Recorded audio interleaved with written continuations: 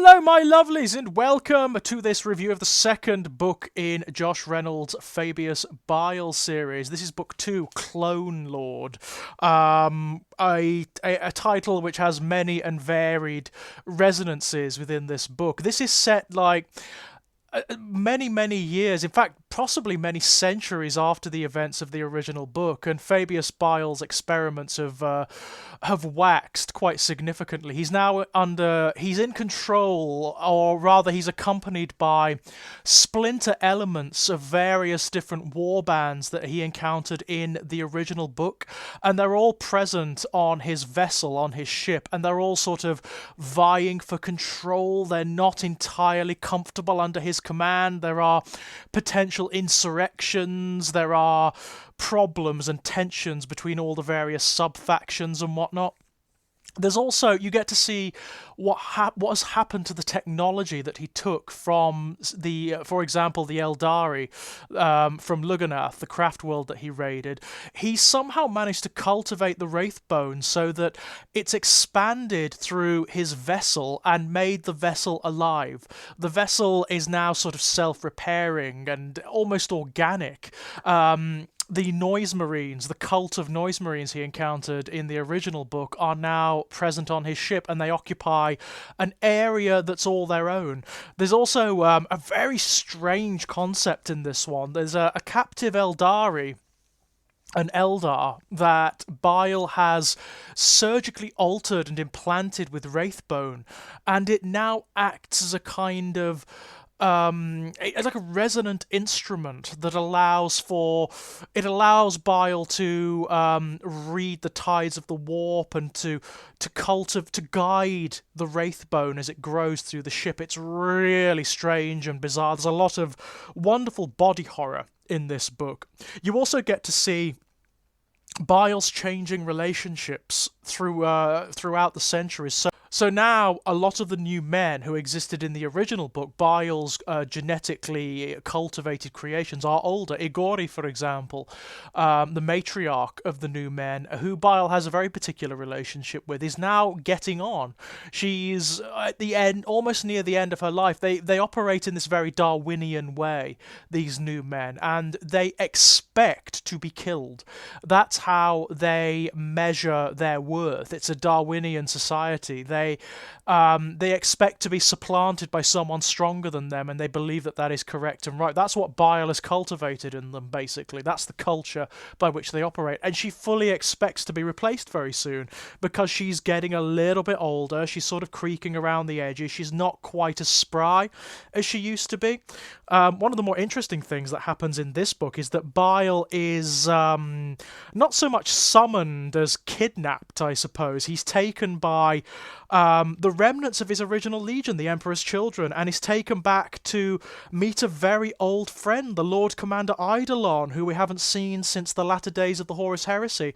A very significant figure in the Emperor's Children, one who has the bizarre honour of once being beheaded by Fulgrim himself, and then being stitched back together by Fabius. So he owes his existence to Fabius, but they do not get on. They do not get on at all. And Eidolon kind of strikes a deal with Fabius. Fabius and the Emperor's Children are not friends in this book. They are not friends at all. A lot of the elements in the Emperor's Children absolutely hate Fabius Bile. They hate him with a passion. They know that he can restore them. They know that he can help them, but he won't. He's not interested. He is not interested in power structures, old traditions, the bonds of brotherhood, the cultures of the legions. He does not give two shits about them. So his relationship with Eidolon is very fractious indeed. But he does strike up a very loose kind of a relationship with Eidolon's forces amongst the Emperor's Children, and they go off on a sojourn to a world, because there is apparently what they want to do is resurrect the Legion. The Legion is kind of shattered and all over the place. It operates in various little subcults and war bands all across the Eye of Terror. So it could be anywhere, it could be all over the place. There's no way of cohering it. But there is apparently a cache of unspoiled Emperor's Children gene seed, enough to make thousands upon thousands of warriors.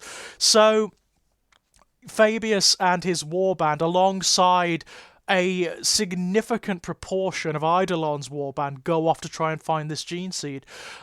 Meanwhile, Fabius finds that one of the most significant things that happens in this book, massive spoilers by the way, is Fabius finds one of his old laboratories, and in that laboratory he finds a perfect clone of Fulgrim. The significance of that is insane. This is an actual clone of Fulgrim as he was before he was turned into a demon prince, before he was corrupted by Slaanesh, by chaos. It's Fulgrim at his most ideal, and he ignores his own instincts. He ignores his own instincts and actually takes that clone and keeps it secret on the ship. And he teaches it. He actually cultivates it because somewhere in his heart he feels that maybe this clone can be the salvation of the Emperor's children. Maybe he can lead them into a new era, but he wants to keep it secret. So he develops this really weird relationship with it, where it calls him teacher. It regards him as an almost like paternal figure. It's really quite strange. When they arrive at the world where the gene seed is being kept, it turns out to be a Necron world, and it's not only a Necron world, it's the planet that Trazyn the Infinite uses as his celestial museum. Trazyn, by the way, Trazyn's a really cool character from the Necrons. He, like Fabius, he operates outside of Necron culture in the same way that Fabius operates outside of the Emperor's Children's culture. Trazyn is a collector, and he's atemporal. He moves throughout time and space using his technology, and slices little tiny slivers of time, significant time, from reality, and sustains them in his museum. So in his museum he's got little slices of the Horus Heresy, he's got little slices of the fall of the Eldari, he's got really significant figures in that museum. There is a suggestion that maybe one of the Primarchs is captive in that museum, and that's where the gene seed is. It turns out that Trazyn was the one who hijacked it, and there's this really cool powwow, there's this conversation between Trazyn and Fabius. This is one of the most interesting things in this book to me. Trazyn and Fabius are two, as Adam and I have discussed on the main Fluffenhammer, they are two of the most reasonable characters in the 40k universe. Now, you would not expect that given the armies they're associated with, but they are. So they actually strike up a conversation and they strike up a deal. And in the end, what Trazyn wants is Fabius. He loves Fabius. He's so interested in him. But Fabius obviously is not keen on becoming, an artifact in his museum. So he actually gives instead the clone of Fulgrim. He gives the clone of Fulgrim to Trazyn, and it's a revelatory moment for Fabius, because he's been in conflict about the clone all the way through, but he realizes, seeing how the Emperor's children react to Fulgrim, he realizes that the clone is just emblematic of everything he's trying to wipe out, of all the disease, all of the old flaws, the legacy that he doesn't want. So he basically says to Trazyn, if you want something, take him. And Trazyn is like, okay, deal. Clicks his fingers and the clone of Fulgrim disappears and is in his museum forever and ever and ever. But the implications of that are wild, aren't they? Absolutely wild. That means that in the 40k universe, there is a pure version of Fulgrim. A non-demonic, non-chaos-tainted version of Fulgrim. Okay, caught in Trazyn the Infinite's museum. But what if he gets out? What happens then? Does that mean you've got like a loyalist Primarch, a loyalist Fulgrim running around? What happens when the demon Primarch Fulgrim finds out that this guy exists? What is that going to do? And what if the clone of Fulgrim follows the same path as the original? What if two demon Primarchs of Slaanesh end up running around? The implications are just, it's not even worth considering, is it? My God. But it says a lot about Fabius as well. A really key point in this book is the conflict Fabius has with regards to the clone of Fulgrim, because of course he is genetically engineered to respond to this thing with deference and to revere it, and he finds that really hard. He's fighting all the way through his own inclinations. He's fighting to repress his own desire to bend the knee and to kowtow to this creature.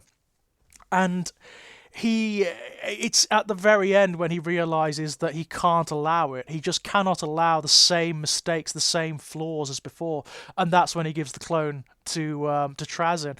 It's really interesting. Like the original book, it's chock full of psychological detail and insight and introspection. You get a good view of what Fabius is doing here, and a really intimate look of how much pain this guy is in. Because he is, I mean, as I mentioned in the original review, he's perpetually dying. He's perpetually in a state of rot from the inside out, and he is hurt. My God, this guy is really hurt. It's just an interesting. It's an interesting tension for the character to exist in. It's something that Aaron Dembski-Bowden draws in his Night Lords trilogy as well. There's one of the Night Lords books where Huron Blackheart, the chapter master of the Red Corsairs, is a key character, and he has a similar thing. From the Wars of the Maelstrom, he's in perpetual pain too, and it's just a fascinating thing. It's a fascinating character element for these guys. It works very, very well. But more than that, I like the tensions between Fabius, the Emperor's Children, and Fulgrim. I mean, it allows for a much more intimate look at what that relationship is like. What I'm interested in now, because the next book is coming up in October by all accounts. The next book is, what is the next book? Manflayer, I think. I'm interested to see how Fabius relates to the demon Primarch Fulgrim. We get little hints in this book. Eidolon says that he doesn't hate Fabius, but he wants him yoked. He wants Fabius yoked, basically, so that he can provide amusements for him. I'd be fascinated to see them come face to face at some point. In the same way, I'd love to see a story where Ahriman and Magnus come face to face again. But I suppose the next in this series will come up sometime in October, my loves, when the next book is released. Until then, my dears, bye-bye.